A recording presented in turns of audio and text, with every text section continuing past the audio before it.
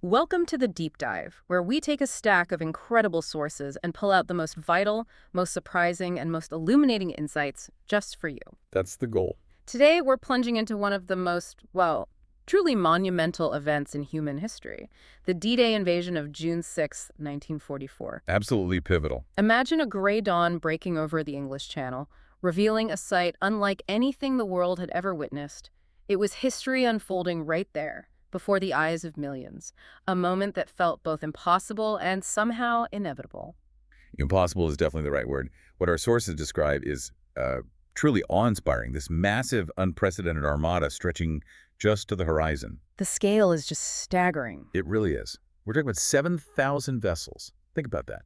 7,000 ships carrying over 130,000 men across that stretch of sea just by the end of D-Day itself. And that's just by sea. Exactly. Yeah. And above them, you've got air cover from an astonishing 20,000 planes, plus another 20,000 men arriving by air, literally dropping onto French soil before the sun even properly rose. The sheer scale of this operation, its complexity, its ambition, it's almost impossible to fully grasp, even today, how such a thing was conceived, let alone executed. And the immediate human cost was just devastating, a stark reminder of the immense stakes involved. Terribly so. On that single day, June 6th, over 10,500 Allied soldiers were lost, killed, wounded, missing, and almost as many Germans. A brutal, brutal day. A terrible price. But the immediate impact, the ripple effect across the war was profound. Paris was liberated just 11 weeks later. Think about that speed. Incredible, really. And the road to Berlin was opened wide, accelerating the collapse of the Third Reich. And this is where it gets truly fascinating, I think, because D-Day, often painted as this sort of glorious, maybe even inevitable march to victory. Well, the reality our sources show is that it was a near-catastrophic gamble. Really pushed them to the limit. To the absolute breaking point. It was far more than just a battle. It was a critical turning point that didn't just shape the course of World War II, but irrevocably altered the future of France and really the post-war global order. So that's our mission today. Precisely. Our mission today is to unpack this epic tale. We'll dive deep into the detailed planning, the strategic genius, and, let's be honest, the tactical blunders too. On both sides. On both sides, yes. The leadership figures like Eisenhower, Bradley, Montgomery, and Rommel, the immense challenges faced by everyone involved, and the lasting human impact. That includes the stories of the anonymous heroes, the ordinary soldiers, and even the daring cameramen who filmed it all. How did they achieve what so many thought was impossible, and what were the real consequences? Those are the big questions. That's a crucial question, and to truly understand D-Day, we first have to set the strategic chessboard. Our sources take us back to December 1st, 1943, to the Tehran Conference. A landmark meeting. Absolutely.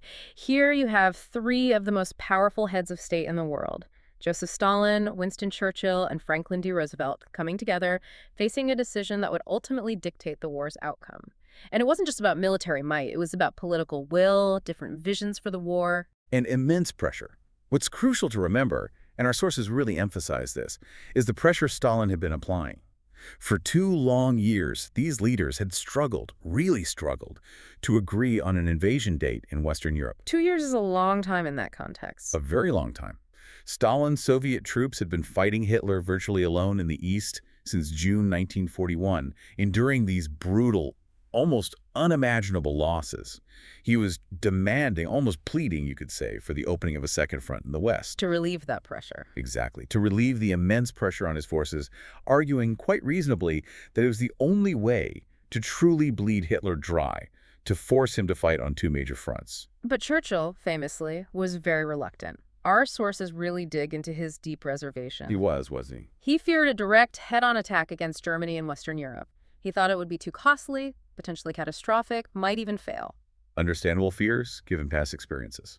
His alternative strategy, one he had passionately championed, was to weaken the Axis via the soft underbelly, first through North Africa, which, they did successfully. A major victory there. And then by invading southern Europe through Italy.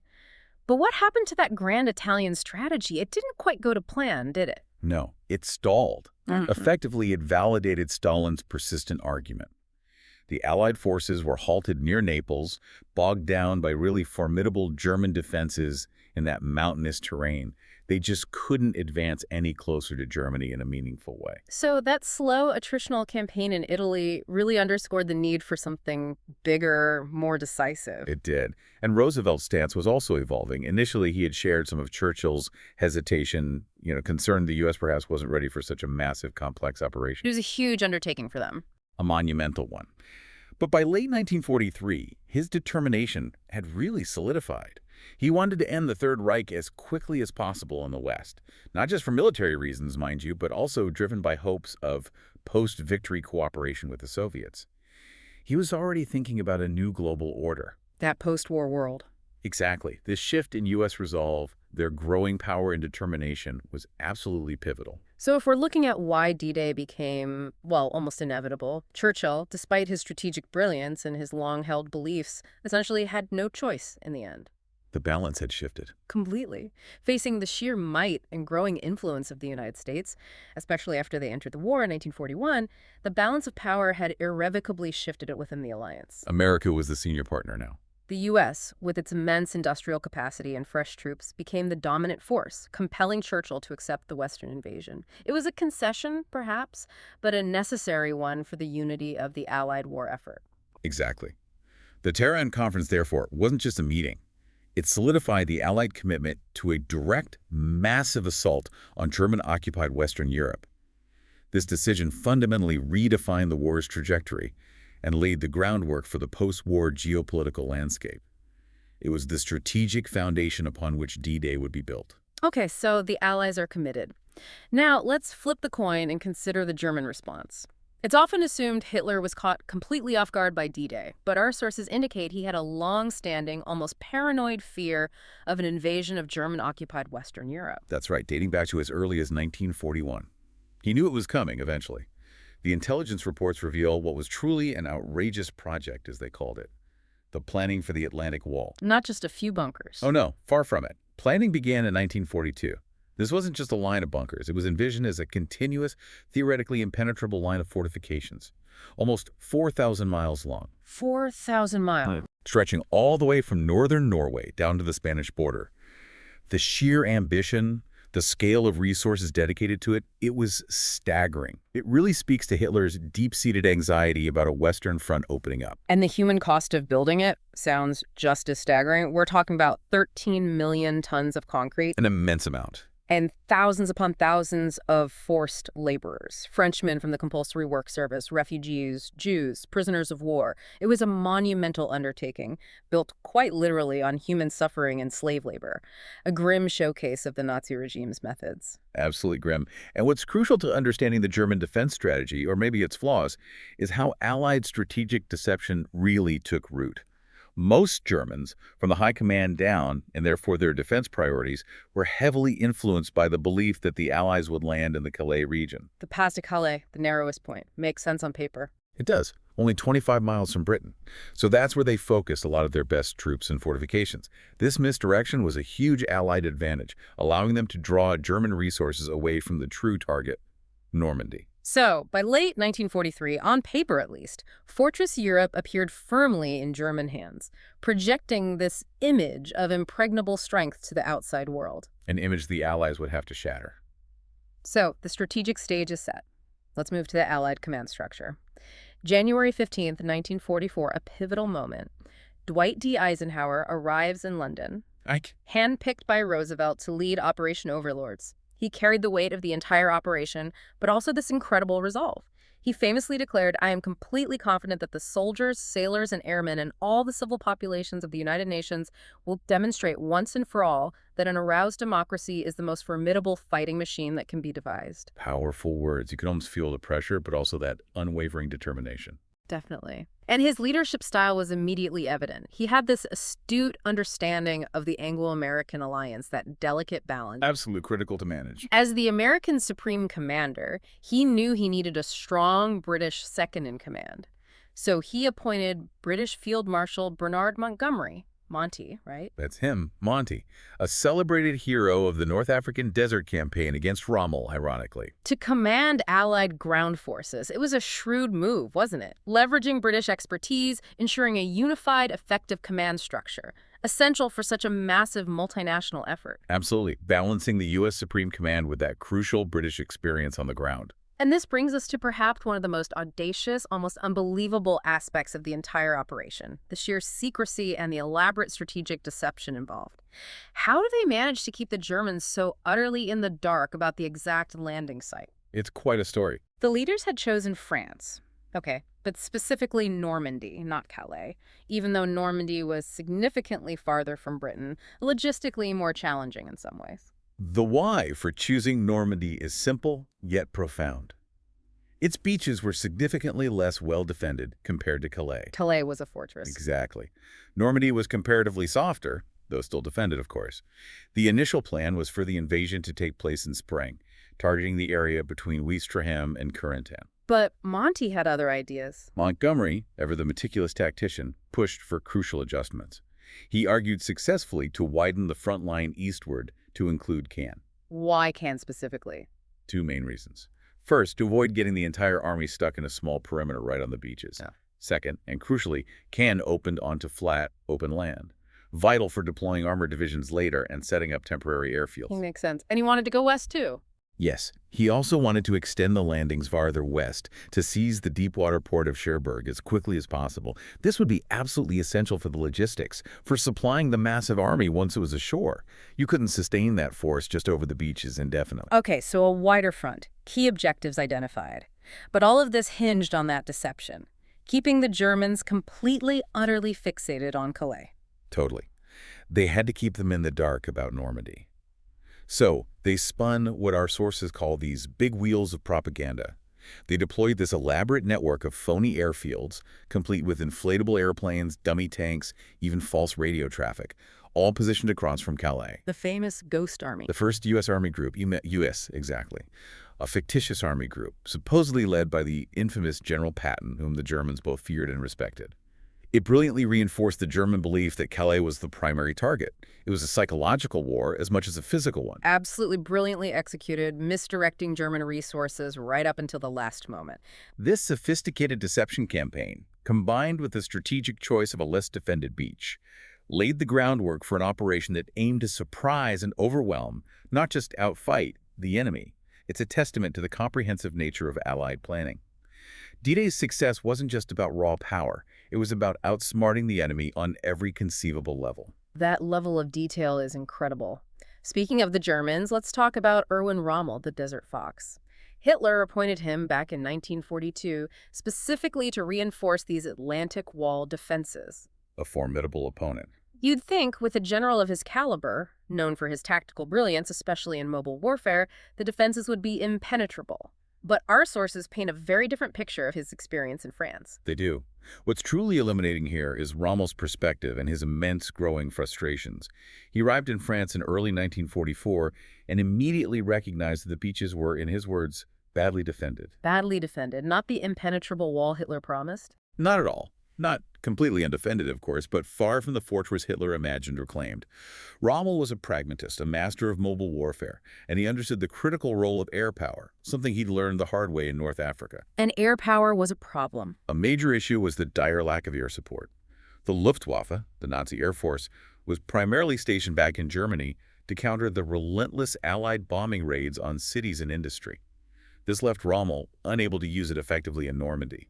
He foresaw, with chilling accuracy, that the true theater of war would be the land and the beaches, where his ground forces would be terribly vulnerable from the air. So Rommel had a very clear, you could say visionary, proposed defense strategy. But it was largely rejected, wasn't it, by Hitler and the higher command? Yes, crucially rejected. He wanted to fill the vast gaps between the fortified towns with continuous defense lines. He wanted to heavily mine the coast, recognizing that one mine was, as he put it, a mere drop in the ocean, over France's 750 miles of coastline. Far more were needed. And the tanks, the panzers. That was the critical point. Most crucially, he wanted the armored divisions, the panzers, positioned much closer to the coast, ready to immediately counter any landings the moment they happened. He feared, rightly, that Allied aviation would paralyze troop movements inland before they could ever reach the battlefront if they were held back. But that wasn't the prevailing view. No. This brings us to the crucial counterargument from Field Marshal von Rundstedt, the overall chief of the Western Front. He argued for keeping the armored divisions inland, held back as a strategic reserve. To launch concentrated counterattacks after the Allies landed. Exactly. To see where the main blow fell and then strike decisively. Ultimately, Hitler, with his own rigid views and desire for personal control, sided with von Rundstedt. He believed he could personally direct the armored reserves to the precise point of attack once it was clear. A fatal decision in hindsight. Absolutely fatal. It hamstrung Rommel completely. He was then forced to focus on the static defense of the beaches, meticulously overseeing the construction of anti-tank obstacles, hedgehogs, ramps, all sorts anti-landing craft barrages, and those chevaux de frise built from old railroad tracks. And the flooding. Yes, he even intentionally flooded large areas of low-lying land just inside the coast, creating vast boggy marshes, specifically to impede paratroopers landing behind the beaches. This internal German disagreement and Hitler's devastating intervention proved incredibly detrimental to their defense. It directly contributed to Allied success. So, despite Rommel's efforts and his grim predictions, the audacity of the Allied plan was just breathtaking. And a huge part of that audacity was the innovation involved, things people hadn't really seen before. Definitely. Our sources describe the titanic task of building artificial ports, the mulberries, a logistical challenge on an almost unimaginable scale. This was a genuine marvel of engineering, a bold answer to one of D-Day's biggest logistical puzzles. How do you supply millions of men and literally mountains of equipment without immediately capturing a fully functional deep-water port, which of course would be heavily defended? So they decided to bring their own ports with them. Essentially, yes. Yeah. They developed these colossal concrete caissons, codenamed Phoenixes, Yeah. huge, hollow concrete blocks. The plan was to tow them across the channel, can you imagine, and deliberately sink them off the Normandy coast to form the first breakwaters, creating sheltered water. Incredible. Then floating docks and immense steel pontoons connected by floating roadways would be used to unload literally tons of material and thousands of men, regardless of the tide levels. It was, as our sources put it, like a gigantic life-sized construction toy devised in Britain's ports. It fundamentally changed the logistical game. And the training that went into this, it wasn't just about marching and shooting. Our sources detailed these rigorous exercises, with British and Americans using all means available, often for the cameras, morale boosters, complete with synchronized swimming displays and pyrotechnics to simulate the chaos of war. It sounds almost theatrical, but it was deadly serious. It wasn't just physical training. It was about integrating these brand new technologies and rehearsing every single step of an unprecedented combined arms operation. Everything had to work together: air, sea, land, logistics. And they tested some pretty cutting-edge equipment. Truly cutting edge, each piece meticulously designed for the specific challenges they anticipated on those fortified beaches. Take the crabs or Sherman flails, for instance. These weren't just new tank models. They were a direct, ingenious answer to the expected minefields. Tanks with chains on the front. Yeah, rotating chains that literally flail the ground in front, detonating mines, engineered to churn through obstacles that could otherwise halt an entire advance. Then there was special matting designed to help heavy vehicles cross soft sand more easily. Practical stuff. Very practical. And gymkhanas held on wavy artificial roads to get drivers of the newly arrived American Jeeps accustomed to the rough, unfamiliar terrain they'd find in France. And for close combat against fortified positions, bunkers that conventional bombing couldn't always dislodge. They had something special for that. They had the formidable Churchill Crocodile flame-throwing tanks, a terrifying close combat solution designed to, well, reduce anything missed by the bombing raids to ashes. Grim but effective, I imagine. The training was so intense and realistic, using live ammunition in some cases, that several hundred men were tragically lost in exercises right there in Britain.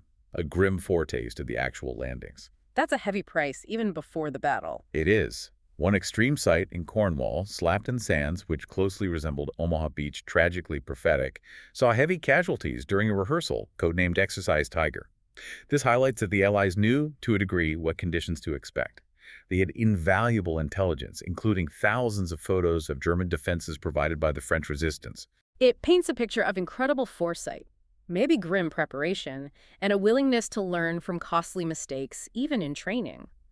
Moving into early 1944, the Anglo-American alliance in Britain was swelling to an unimaginable size. A friendly invasion, some called it. By February, over 800,000 U.S. servicemen were stationed in Britain, with more arriving constantly. They soon outnumbered their British counterparts. This massive influx led to a fascinating cultural exchange, but also some unavoidable tension, as you might expect. Culture clash. A bit, yeah. U.S. servicemen, with their comparatively generous rations and pay, were offered a taste of home, with donuts from British servicewomen, a famous image. But there was a clear material superiority on the American side.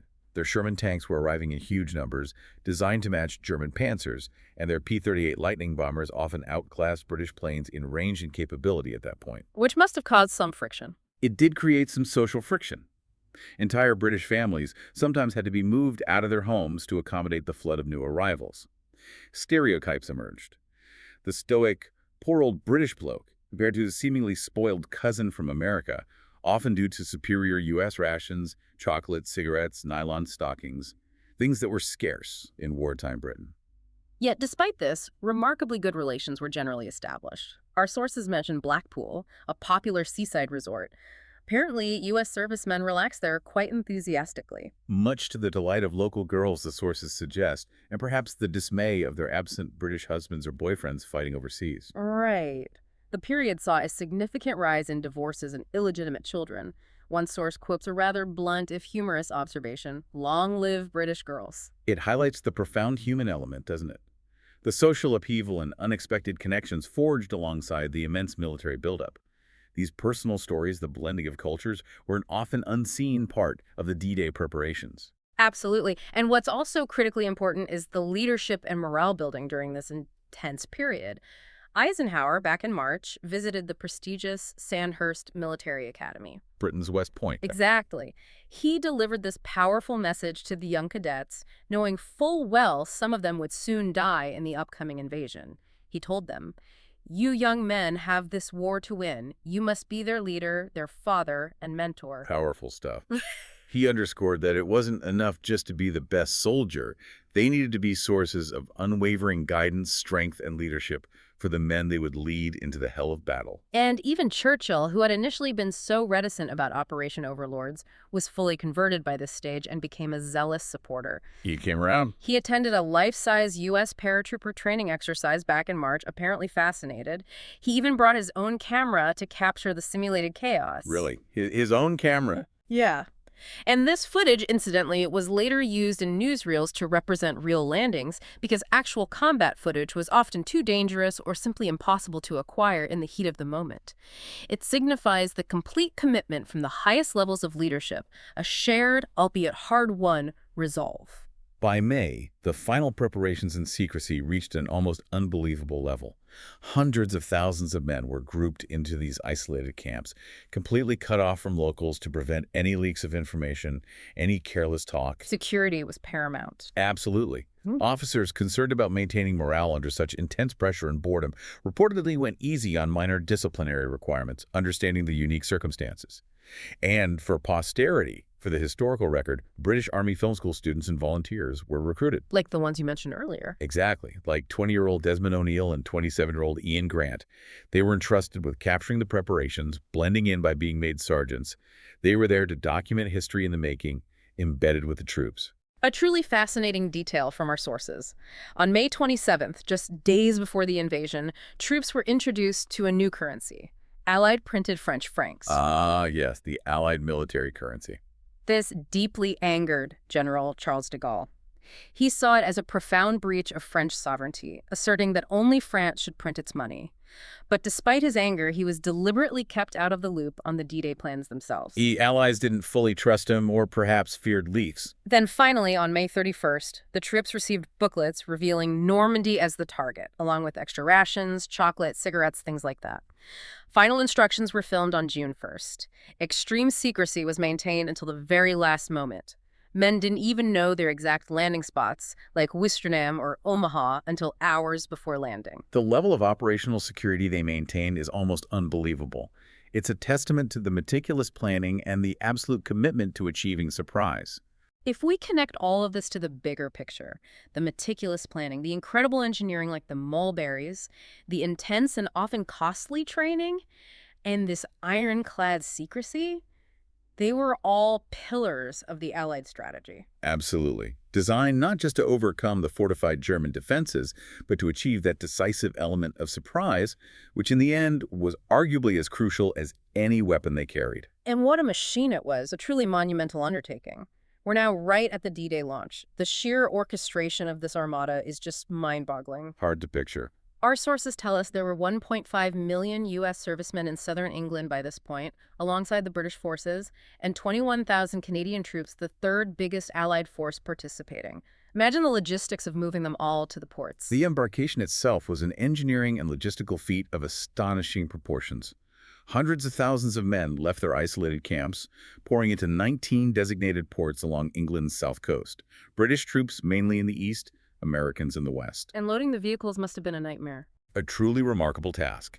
They had to reverse 20,000 vehicles, tanks, trucks, jeeps, into the cramped holds of the landing ships, Why reverse them? so they could drive straight out onto the beaches as quickly as possible upon landing, minimizing their exposure time to enemy fire. Every second counted. Plus, thousands upon thousands of tons of supplies, ammunition, fuel, food, medical gear, just for the first 2 days of fighting, had to be transported and carefully loaded according to strict schedules. The logistical planning was every bit as vital as the battle plan itself. But then came Eisenhower's fateful weather call. A decision that really hung by a thread, didn't it? It absolutely did. The invasion had several key parameters, very strict weather requirements. It needed a night with a full moon for visibility for the paratroopers dropping behind enemy lines, And the tide? and a half tide rising at dawn for the beach landings to expose the beach obstacles but allow the landing craft to get reasonably close. In June 1944, only the 5th, 6th, or 7th offered this perfect alignment of moon and tide. Eisenhower initially decided on June 5th. But the weather didn't cooperate. No. On June 4th, a violent storm broke across the English Channel. A massive gale, completely unforeseen in its intensity. Our sources describe it forcing Eisenhower to make the agonizing decision to recall ships that had already set sail, some already well out into the channel. Imagine the chaos, the disappointment. Operation Overlord was suddenly under severe threat. Any movements carried out might have alerted the Germans. The men, cooped up on ships, seasick, would need to be remotivated after the crushing disappointment. And the entire campaign, already on a tight timeline, would be shortened by 2 crucial weeks if further delays occurred, pushing it into worse tidal conditions later in the month. The wait must have been unbearable. Landing crafts, packed with anxious men, were just circling in crowded ports and estuaries. Desmond O'Neill, one of the cameramen, observed a mood of bitter disappointment among the troops. They still didn't know their specific destination, only that they were crossing the channel into enemy territory. The psychological strain was immense. The Canadians, known for their devout Christianity, prayed keenly. Americans tried desperately to keep busy cleaning weapons, playing cards. Anything knowing idleness would amplify their fear and make them more vulnerable to despair. Then came the moment of decision. On the evening of June 4th, the chief meteorologist, Group Captain Stagg, offered a sliver of hope. A slightly less pessimistic forecast, predicting a brief lull, a temporary window of acceptable weather for the 5th and 6th. A gamble on the forecast. A huge gamble. In just 30 minutes that night, in a cramped trailer at Southwick House, Eisenhower listened to his commanders, weighed the risks, and made the world-changing decision. The fleet would set sail on June 6, 1944. Okay, let's go. Just like that, the weight of the world on his shoulders. This single decision, made under immense pressure and uncertainty, was pivotal to the entire operation. Had he waited longer, the German defenses might have been strengthened, alerted by reconnaissance, or the element of surprise might have been lost entirely. The window was incredibly narrow. And as soon as the decision was made, on June 5th, the huge machine instantly roared back to life. Allied air attacks immediately began across northern and western France, lasting for 3 full days leading up to the invasion itself. Softening up the target. The goal was to prevent German rearguard reinforcements from reaching Normandy. But these bombers were sometimes unparticular about their targets, striking infrastructure in lower Normandy, tragically causing almost 4,000 deaths among German soldiers, but also French civilians. A terrible cost of war. These indiscriminate bombing raids even led to heated discussions between Eisenhower and Churchill. Churchill was deeply concerned about the hatred they would cause among the French civilian population, potentially turning them against their liberators. A valid concern. But the French resistance, surprisingly perhaps, replied with a grim resolve. One message apparently said, "This is war. We must accept people will die." It reveals a stark pragmatism, a willingness to endure immense sacrifice for liberation. And into this chaotic scene, General de Gaulle dramatically reemerged. On June 3rd, just days before D-Day, he transformed the French Committee of National Liberation into the Provisional Government of the French Republic. Asserting his authority. Absolutely. Up until then, he had been deliberately kept silent.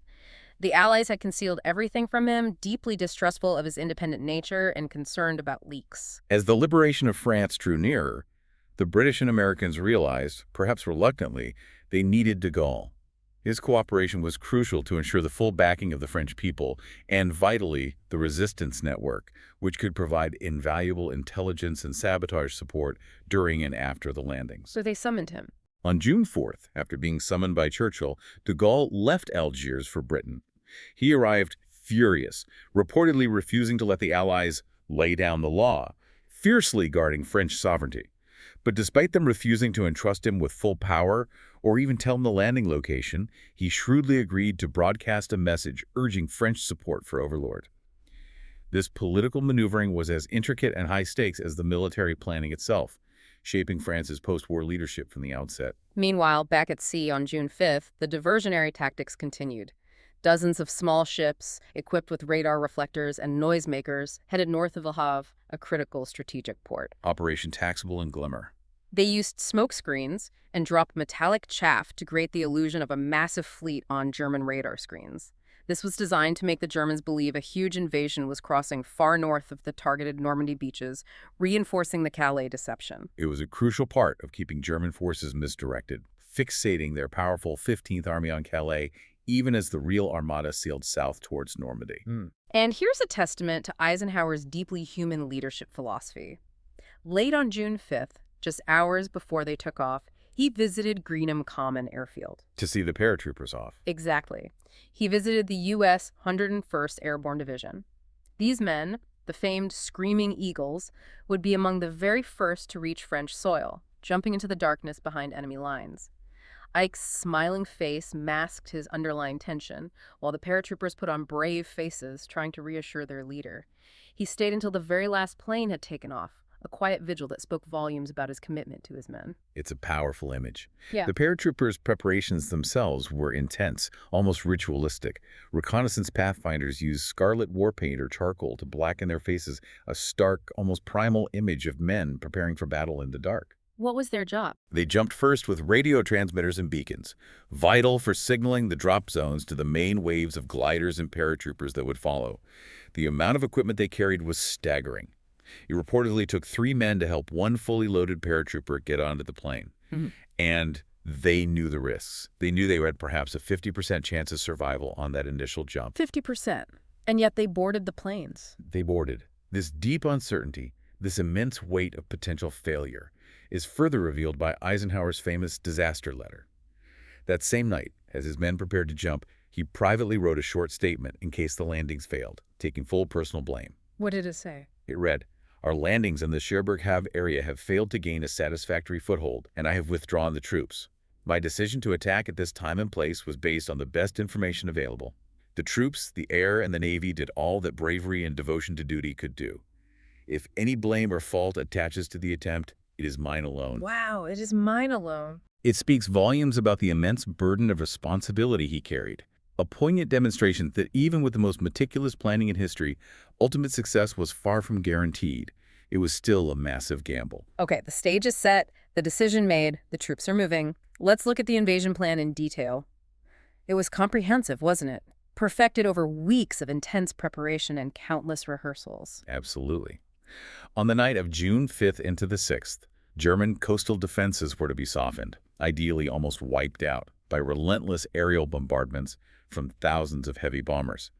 Then, at dawn, the naval artillery battleships, cruisers, destroyers, positioned up to 45 miles offshore, would begin to smash the Atlantic Wall fortifications, aiming to pulverize any remaining strong points before the landing craft even touched the sand. And the beach assignments were clearly delineated, a testament to Allied coordination. Very clear.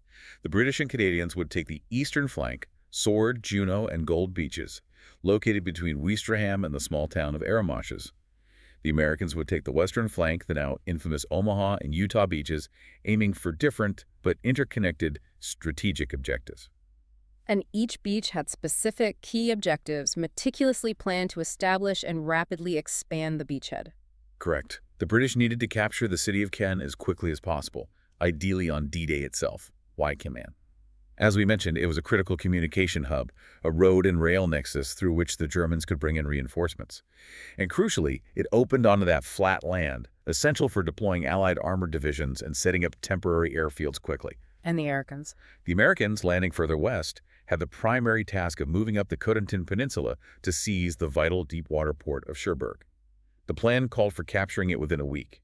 It was absolutely vital for the long-term logistics of supplying the vast Allied army that would follow the initial assault waves.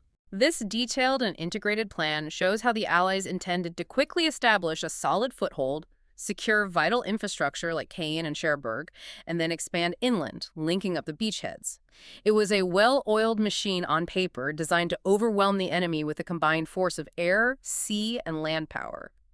On paper, yes. Yeah. But as we know, the reality of combat, especially amphibious landings against prepared defenses, often diverges sharply from even the most meticulously laid plans. And that brutal divergence became starkly, tragically clear on Omaha Beach, forever known as Bloody Omaha. A name earned in blood.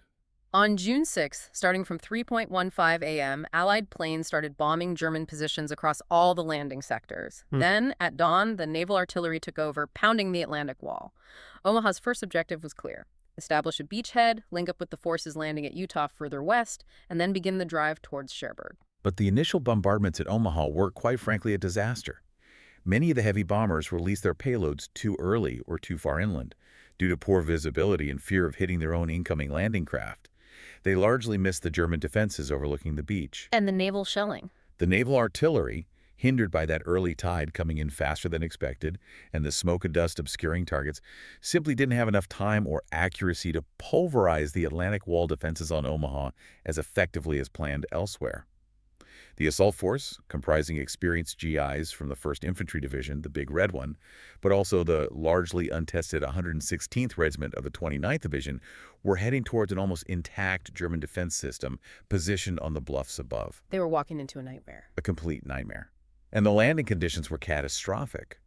To avoid hitting Rommel's formidable underwater beach obstacles and the expected intense German fire, many landing craft were released too far from the coast, maybe 6 miles out, on a dangerously rough sea. 6 miles out in those conditions. Yes.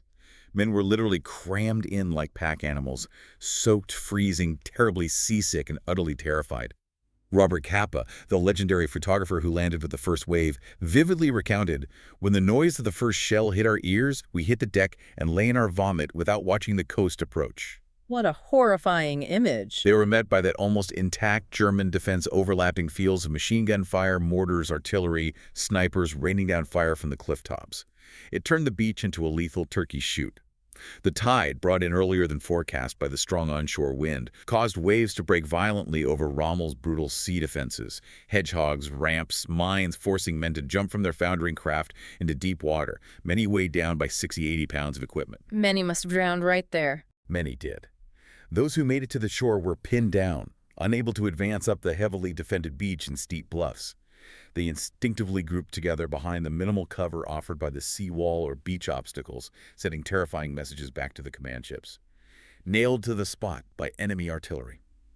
Robert Knopf's few remaining photos, most were tragically ruined in a darkroom accident, later showed a scene he described as more like crucified, stark, blurry images of unimaginable carnage and desperation. The chaos sounds immense. It was. Strong currents swept landing craft off course, landing troops far from their intended sectors, mixing units up. Men drowned under the weight of their equipment before even reaching the beach. The sea, our sources grimly note, literally turned red in places. It was so bad, so utterly desperate, that the U.S. command, specifically General Bradley offshore, actually considered calling off the Omaha offensive entirely. Abandoning the beach. A desperate measure. It would have meant abandoning hundreds, maybe thousands, of dead and wounded to their fate on that beach, and opening a huge, potentially fatal breach in the center of the Allied landing front. How many were lost there? Omaha was indeed the most deadly of the 5 beaches. Around 3,000 Americans lost their lives or were wounded or captured on Omaha on D-Day alone. A terrible toll. But somehow they eventually broke through. Remarkably, yes. Late in the day, with the sun finally breaking through, small groups of determined GIs, often spurred on by courageous non-commissioned officers or junior officers finding gaps in the German fire, managed to find small ravines or paths, scale the cliffs, and establish precarious footholds on the bluffs above. This allowed more troops and eventually tanks to finally get off the beach. Against all odds, the Omaha landings were eventually declared a success, a testament to sheer human perseverance, courage, and small unit initiative in the face of overwhelming, near-impossible odds. It really underscores how individual acts of heroism can shift the course of a major battle. A truly harrowing story. Fortunately, though, not every sector resembled the hell of Omaha. Let's shift perspective a bit to the successes on other beaches and the overall impact of Allied air superiority. Yes. Thankfully, the picture was different elsewhere. The German disinformation ploy, making them believe the main attack would come at Calais, worked brilliantly right up to D-Day and even for some time afterwards. This led them to misallocate vital forces, particularly the powerful 15th Army held at the Pas de Calais. They had real trouble regrouping their forces quickly enough to counter the actual Normandy landings, allowing the Allies precious time to consolidate their beachheads. And the Atlantic Wall itself started to crumble. In many places, yes. As the landings progressed, German anti-aircraft defenses were quickly overrun or destroyed. Allied air dominance was absolute, almost total. A staggering 11,000 Allied aircraft provided an impenetrable air cover over the beaches and inland, imperviously flying some 10,000 sorties on D-Day alone. And they had those distinctive markings. Yes, all Allied planes were painted with distinctive black and white invasion stripes on their wings and fuselages. A crucial last-minute measure to avoid friendly fire incidents from Allied anti-aircraft gunners on the ships and on the ground, ensuring their own planes wouldn't be mistaken for enemy aircraft in the confusion. And their targeting went far beyond just the beaches themselves. Oh, much further. Coastal defenses were pounded continuously. German airfields across Normandy and Brittany were systematically destroyed or cratered to ground enemy planes before they could even take off. Critical communication hubs, roads, bridges, and railways were all systematically targeted and annihilated by fighter bombers and medium bombers throughout the day. Cutting off reinforcements. Exactly. This was a complete suppression of the enemy's ability to reinforce the beach defenders or launch effective counterattacks. A devastating blow to their strategic flexibility, just as Rommel had feared. And the French resistance played a role here, too. A truly crucial role, complementing the Allied air power perfectly. After completing their vital intelligence gathering and sabotage missions in the weeks leading up to D-Day, cutting phone lines, derailing trains, they went on the offensive as the invasion began. They attacked key German communication lines, ambushed convoys, and disrupted troop movements across France, Delaying those reinforcements. critically delaying them. They effectively stopped or significantly slowed German reinforcements heading towards Normandy from Brittany and south of the Loire River. This combined Allied air power and resistance action severely hampered German troop movements, proving Rommel's earlier rejected desire for coastal armored divisions absolutely correct. It shows the multifaceted nature of the Allied advantage, not just tanks and planes, but superior intelligence, local resistance, and air supremacy working together. Now, on to the British and Canadian landings on the eastern flank, Sword, Juno, and Gold. While still brutal, they experienced different fortunes compared to Omaha. That's right. The British 3rd Infantry Division was heading for Sword Beach, the easternmost beach. Their mission: neutralize the defenses around the port of Ouistreham and push inland quickly to take Cannes the same day. That critical early objective. Sergeant Ian Grant, one of those intrepid cameramen we mentioned, filmed the Scotsman of the 45th Commando Royal Marines landing at Ouistreham near Sword. He wrote in his notes later, with perhaps some understatement, this was the real thing. I can only imagine. He described the deafening noise of shells and machine guns, the broken ramps of the landing craft making disembarkation treacherous, and men terribly sick from diesel fumes in the rough sea. They were completely ignoring his camera, he noted, due to their intense, overwhelming desire to simply get off that bloody boat and onto solid ground, however dangerous. It paints a vivid picture of sensory overload and sheer desperation.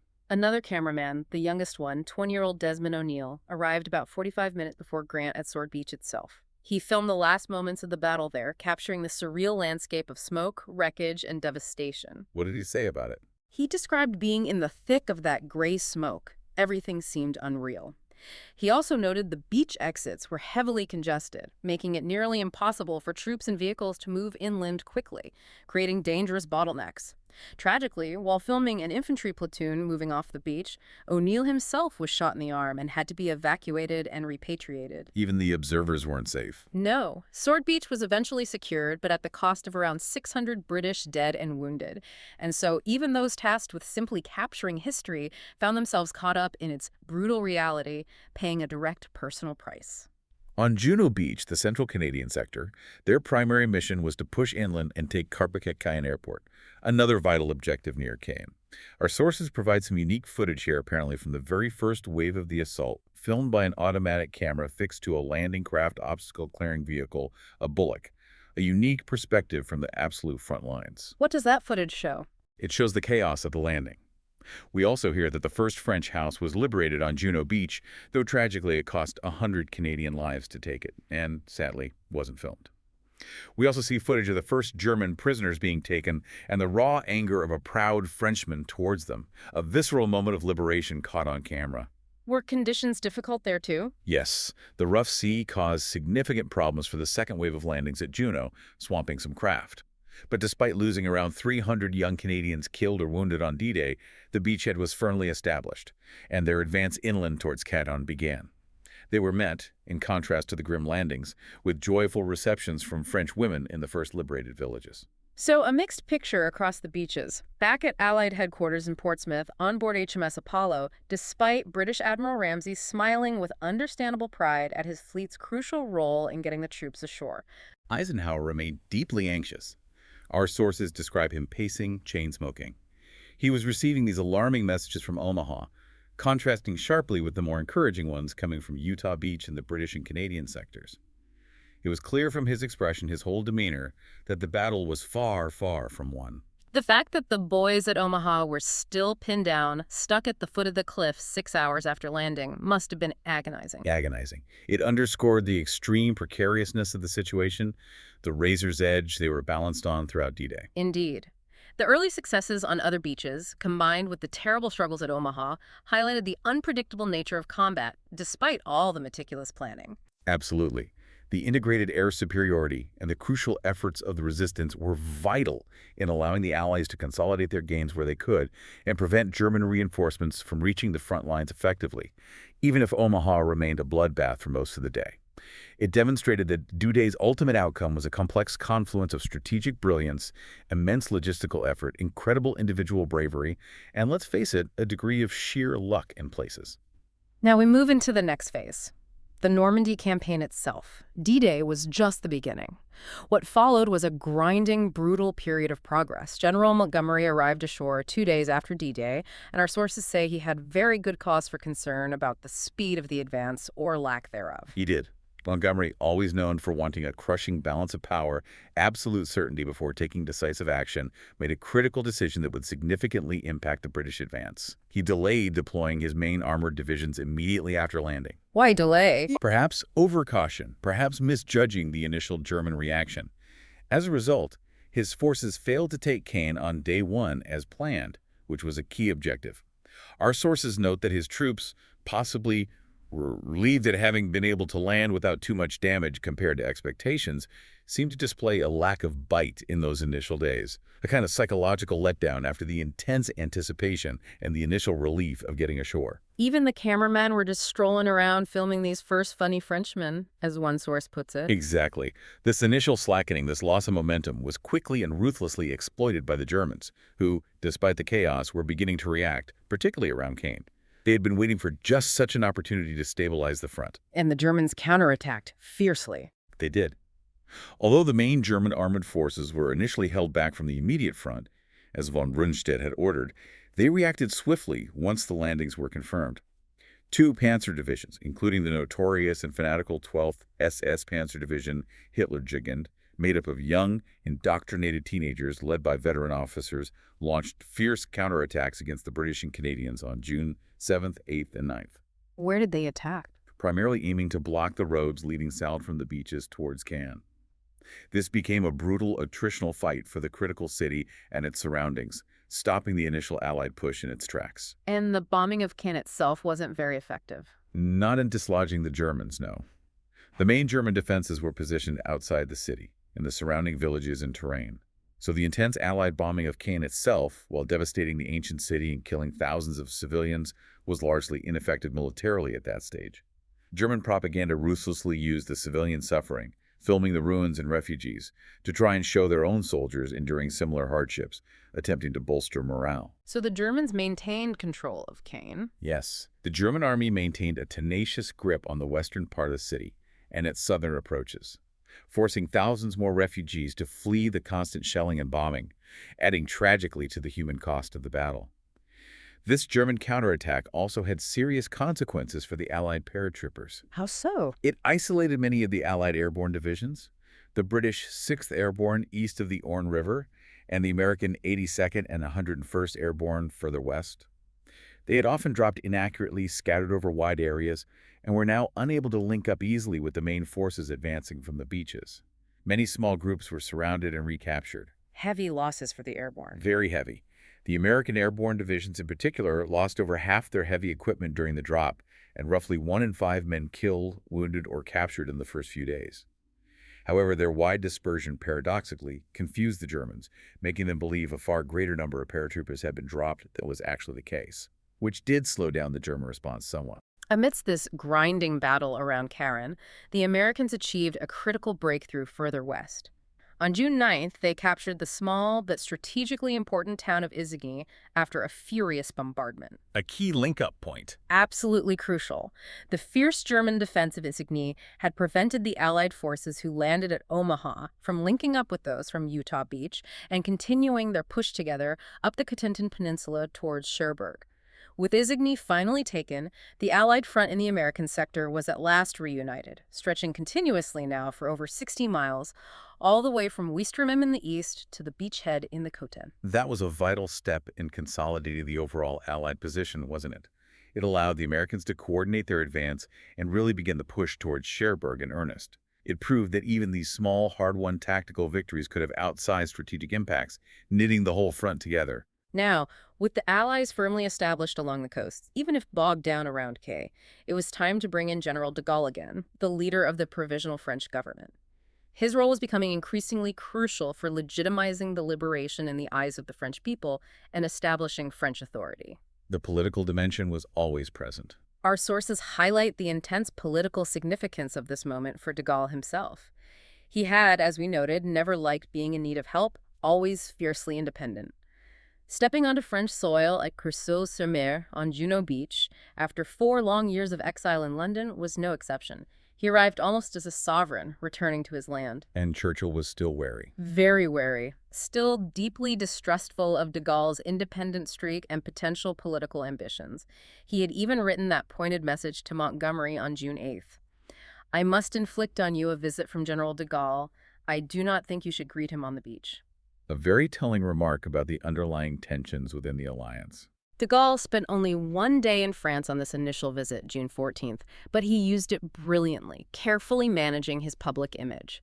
He apparently told Montgomery what the field marshal wanted to hear about cooperation, but crucially, his own cameraman followed him everywhere, capturing his every move for posterity, ensuring his narrative, the French narrative of liberation, was recorded.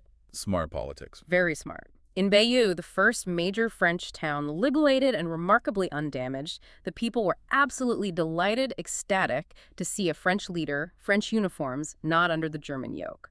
It was a visible, powerful sign of renewed French sovereignty. And then came his political masterstroke. Indeed, he deliberately showed himself off, surrounded by his own free French officials and local resistance members, without any British or Americans present in the official photos or ceremonies.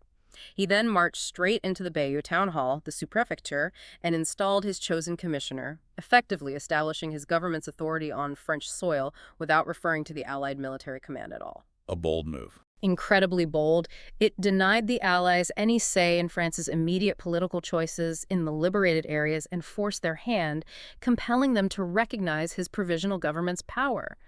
This was a powerful, calculated assertion of French sovereignty at a critical juncture, effectively preempting any potential Allied plans to install their own administration. Meanwhile, the battle raged on, and the need for those artificial ports, the mulberries, continued to be absolutely paramount for supplying the hundreds of thousands of Allied soldiers now pouring into Normandy. The logistical lifeline. Every single day, 150 to 200 ships were needed just to unload some 7,000 vehicles, 15,000 tons of supplies, fuel, ammo, food, and thousands more reinforcement troops. This was the logistical backbone supporting the entire invasion. But then, Mother Nature dealt another cruel blow. The Great Storm. Mid-June, Normandy experienced what our sources call a 40-year storm, an unforeseen meteorological disaster of immense proportions, completely unseasonal, incredibly violent. What happened to the ports? Ships were tossed around like toys, ripped from their moorings. The massive concrete wall of Phoenix caissons forming the main breakwater at the American Mulberry Harbor off Omaha Beach broke apart under the relentless pounding of the waves. This let the huge waves surge into the artificial harbor, sweeping away the floating docks and roadways. Devastating.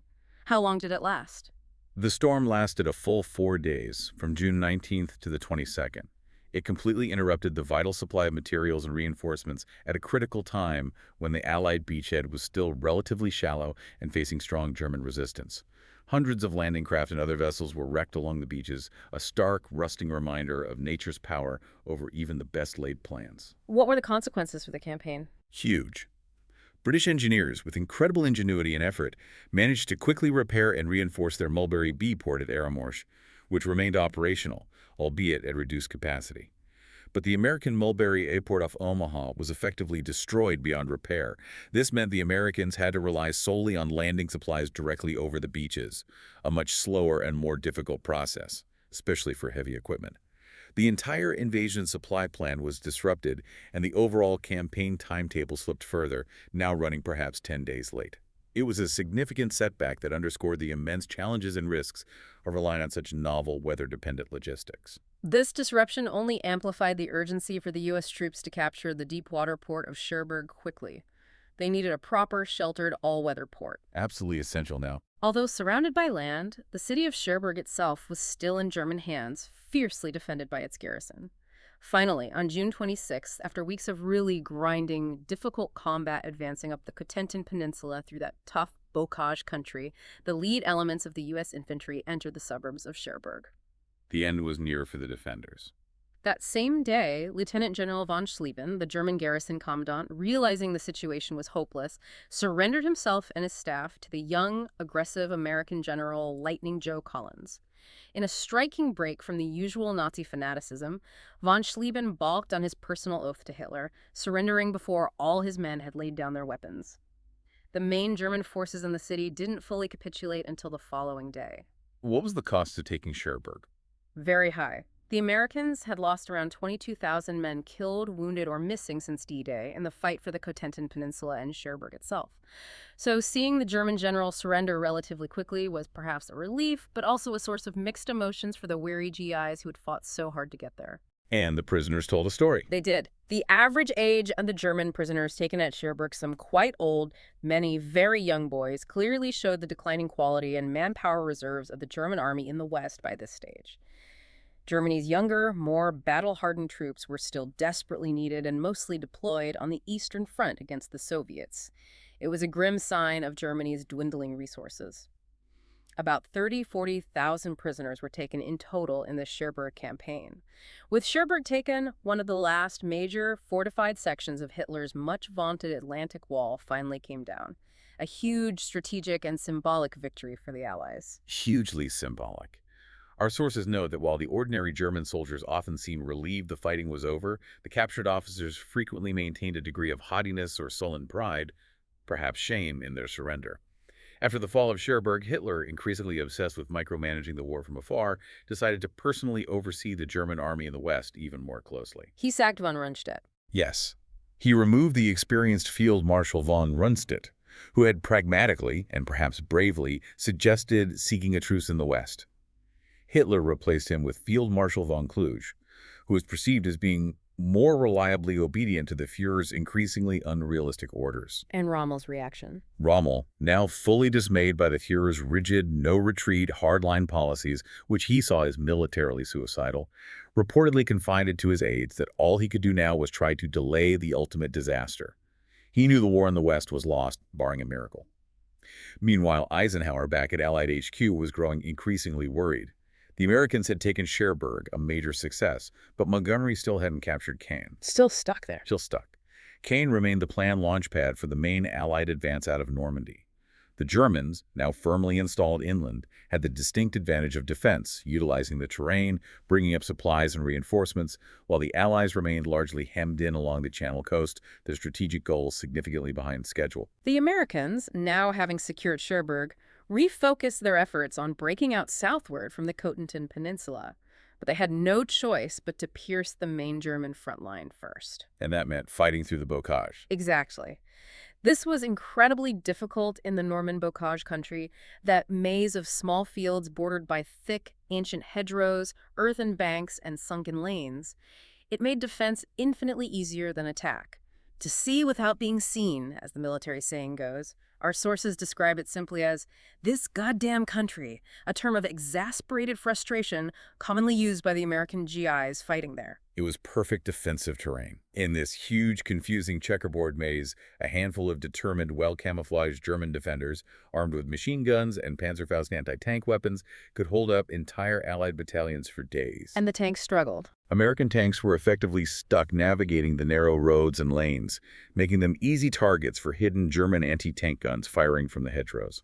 Trying to cross the thick earthen levees or banks between fields often exposed their vulnerable, thinly armored undersides, their unarmored bellies, to enemy fire from unseen positions. These brutal bocage firefights accounted for thousands of Allied, particularly American, lives during June and July. A slow, deadly grind. With the Americans struggling so badly in this brutal terrain, the pressure mounted on the British and Canadians to finally capture Caen and draw German reserves away from the American sector. Montgomery had to act.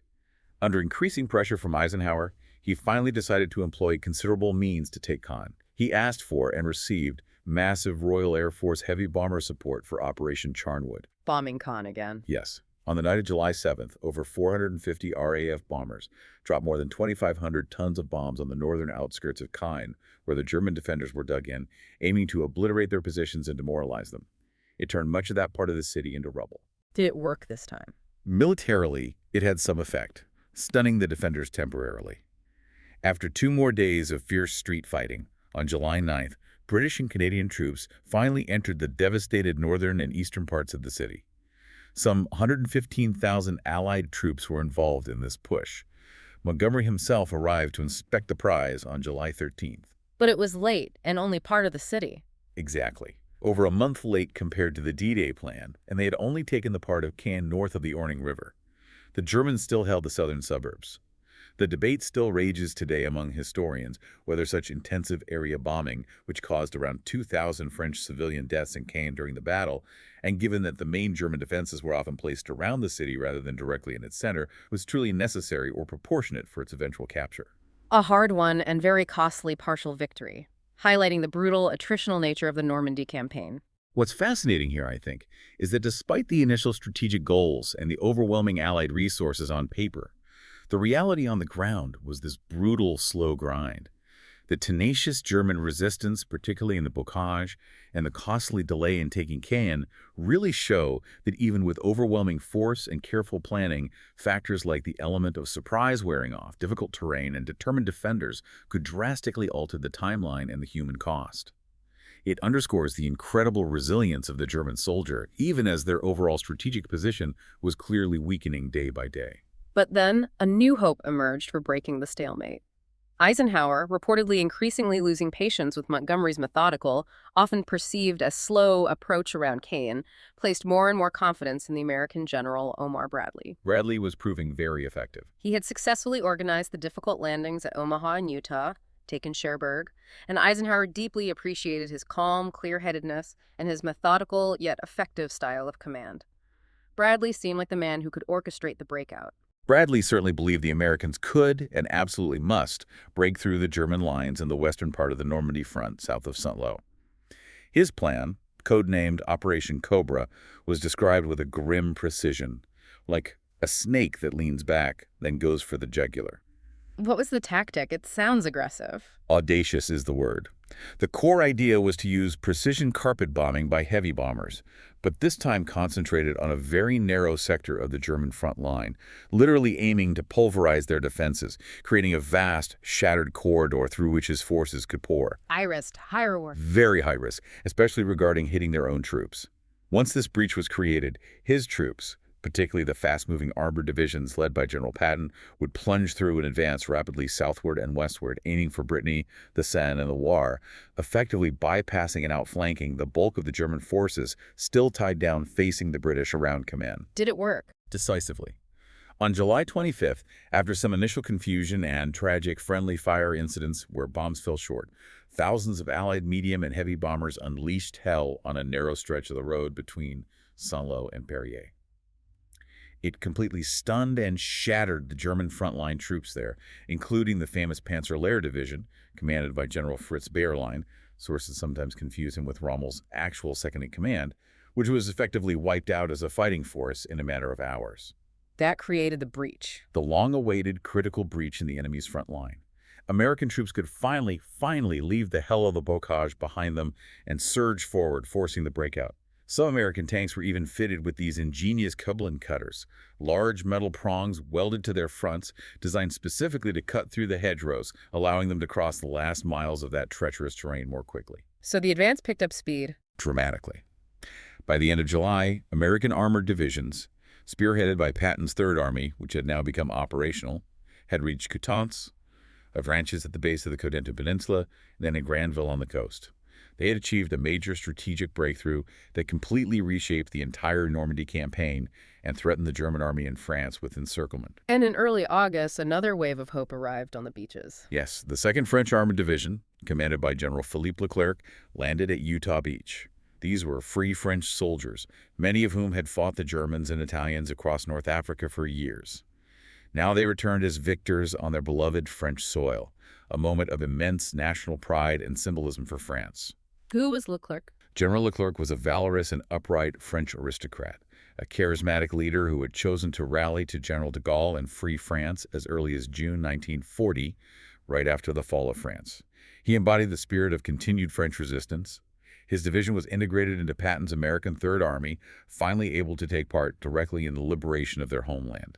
General Bradley now counted heavily on the audacious, hard-charging General George S. Patton to exploit the Cobra breakout. Patton was a true go-getter, wasn't he? Known for his relentless pursuit of the enemy. And for his blunt, often controversial, colorful language. Patton famously or infamously said something like, "At the first fart, they expect me to get them out of their shit." A crude but telling testament to his aggressive, no-nonsense approach to combat and the reliance his superiors placed on him to deliver results. While Patton's forces surged south and west, the Germans made one last desperate gamble. Operation Luttich, the Morton counteroffensive. At dawn on August 7th, several German panzer divisions launched a desperate counterattack westward from the area around Mortain, aiming to cut through the American corridor at Avranches and drive the Allies back to the sea, splitting their forces. It was a last desperate gamble, reportedly planned and ordered by Hitler personally, against the advice of his generals on the ground. How did the Allies react? The attack initially made some ground against surprised American units, but it was soon blunted and then completely curbed by Allied air power, particularly the devastating rockets launched from RAF Typhoon fighter bombers, which wreaked havoc on the concentrated German tank columns from the air. Field Marshal von Kluge, the German commander in the West, recognized the futility almost immediately, writing back to Hitler, it had no chance of success before tragically taking his own life shortly after, fearing implication in the July 20th plot against Hitler. It would be the last major German offensive effort in the West during the Normandy campaign, a final, failed attempt to turn the tide. And even worse for the Germans, Bradley, with a stroke of tactical genius, had foreseen this possibility. He deliberately allowed the enemy to make limited inroads into the Allied flank at Mortain, effectively drawing them deeper into a trap. Setting them up for encirclement. Exactly. Now, the attacking German forces were vulnerable, caught between the main American forces pushing south and west, and the British and Canadians finally applying pressure from the north around Caen. Bradley could finally execute the giant pincer movement he had been planning for some time, catching the bulk of the German 7th Army and 5th Panzer Army between the British and Canadians advancing southward from the plain of Caen and the U.S. armies driving northward from the south. The aim was to trap the retreating Germans in a pocket between the towns of Argenton and Falaise. And this led to the annihilation at Falaise, a true killing ground. As soon as the German counteroffensive at Mortain had been decisively stopped, Patton, under Bradley's direction, wheeled his divisions. Moving with incredible speed, they first headed towards Le Mans, then suddenly turned sharply north towards Argentan, executing a wide, sweeping maneuver that aimed to close the southern jaw of the trap. The Anglo-Canadians, pushing south from Caen, formed the northern pincer, trying to close the gap near Falaise. The Germans were caught. Caught in what became known as the Falaise Pocket, or the Falaise Gap. The German army in Normandy was, quite simply, annihilated over the next week or so as the pocket slowly closed.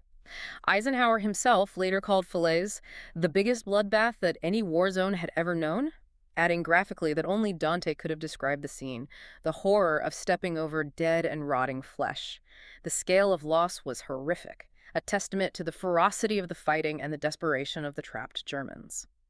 Sources estimate that between 5,000 and perhaps 10,000 Germans were killed in the pocket, and maybe 30,000 to 50,000 taken prisoner, as they tried desperately to escape eastward through the shrinking gap under constant artillery fire and air attack. For those captured, grimly, captivity was a victory of sorts, the victory of life over almost certain death. Our sources grimly note that the German army in Normandy was utterly finished as an effective fighting force after Falaise. Its strength was broken, its equipment largely lost, its will to fight severely diminished. This was the decisive battle that truly sealed the fate of the campaign on the Western Front. With the Battle of Falaise won, the path eastward towards Germany was wide open. Patton's armies surged across the Seine and the Loire rivers, their momentum seemingly unstoppable. Eisenhower had now attained the two main geographical limits established in the original Operation Overlord plans, securing the vital deep-water port of Cherbourg and breaking out decisively from the Normandy hedgerows. The next logical step was the relentless push towards Germany itself. The success of Operation Cobra, leading to the breakout, and then the subsequent encirclement and destruction of the German army at Falaise, proved absolutely decisive in breaking the stalemate, collapsing German resistance in the West, and ultimately shortening the war. And this leads us to the final, triumphant, yet also politically charged act of this phase, the liberation of Paris. A hugely symbolic moment. On August 19, 1944, a blanket of smoke hung over Paris. With the news of the Allies' rapid approach after Falaise, the city had risen up in a spontaneous uprising led by the French resistance, FFI.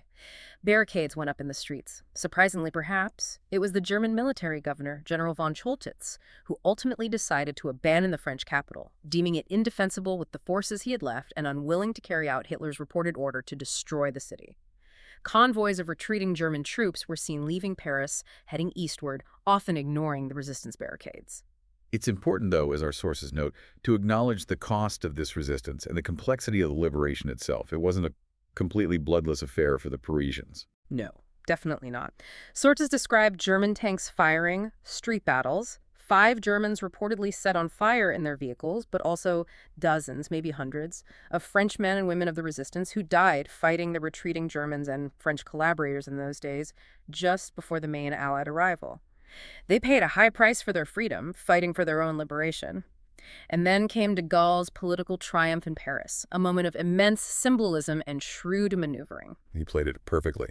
Eisenhower initially wanted to bypass the capital. Militarily, it made sense. He wanted to avoid a potentially bloody and destructive urban battle, preferring to surround Paris and pick it like ripe fruit, keeping his armies focused on the main strategic goal, pursuing the retreating Germans towards the Rhine. But de Gaulle had other ideas. Absolutely. De Gaulle, with his characteristic eloquence and force of will, passionately persuaded Eisenhower to allow French troops to enter the city directly.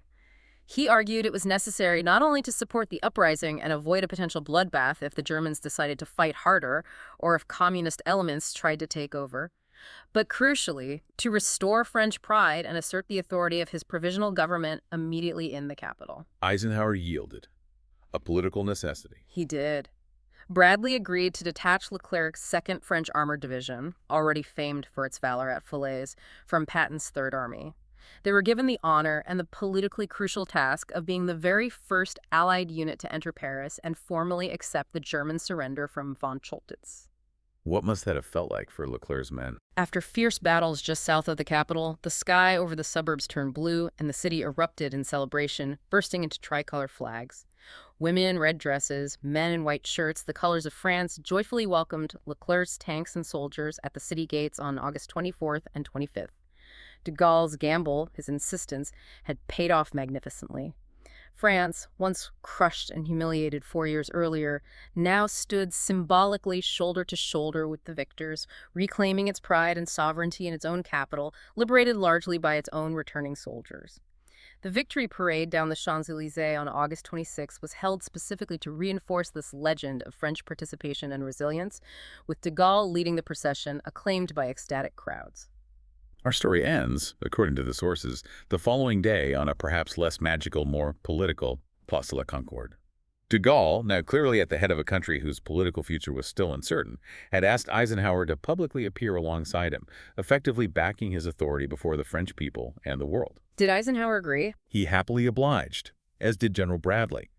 Both Allied commanders modestly stayed in the background as de Gaulle took center stage, addressing the jubilant crowds, cementing his leadership. Eisenhower, however, was astute. He was also intent on holding a march past of American troops through Paris shortly afterwards, showcasing U.S. power, but also symbolizing the continued fight against the Third Reich. The strategic move. Absolutely. The Americans, particularly Eisenhower, astutely knew that in the post-war period, when the world would inevitably be politically divided, they needed France firmly on their side in Europe, a stable, democratic, and grateful ally. This public endorsement of de Gaulle, followed by the display of American commitment, was a strategic political move, cementing France's position among the victorious powers and securing its crucial post-war alignment. A direct political outcome shaped by the military success of the D-Day campaign. So we've journeyed all the way from those secret planning rooms and the muddy training grounds of Britain, through the absolute horrors of Omaha Beach and the intricate, often brutal, battles of the Normandy bocage, right up to the decisive breakout at Cobra, the annihilation at Falaise, and the jubilant yet politically complex liberation of Paris. It's truly a story of immense human courage, strategic brilliance, terrible cost, and the sheer, overwhelming scale of modern warfare. It really is. And what's truly fascinating here, I think, and why D-Day remains so much more than just a single battle in history, is how it stands as this monumental testament to collective action, to what alliances can achieve. The planning alone is staggering. It was the combination of absolutely unprecedented Allied planning, incredible logistical innovation. You just have to think about those artificial ports again, and that masterful strategic deception that utterly overwhelmed the German defenses, despite the initial setbacks and the high cost.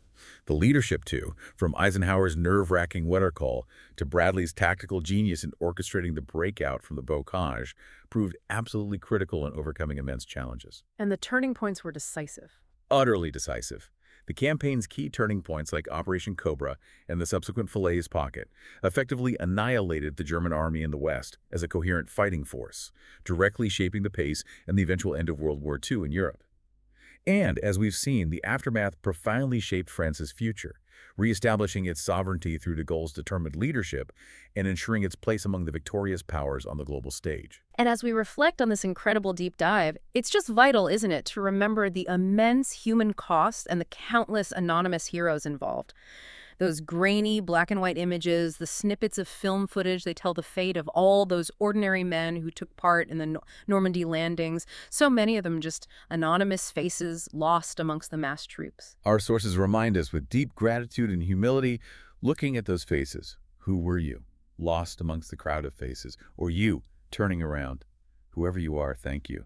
It's incredibly moving. It truly is. Which brings us to our final thought for you, our listeners.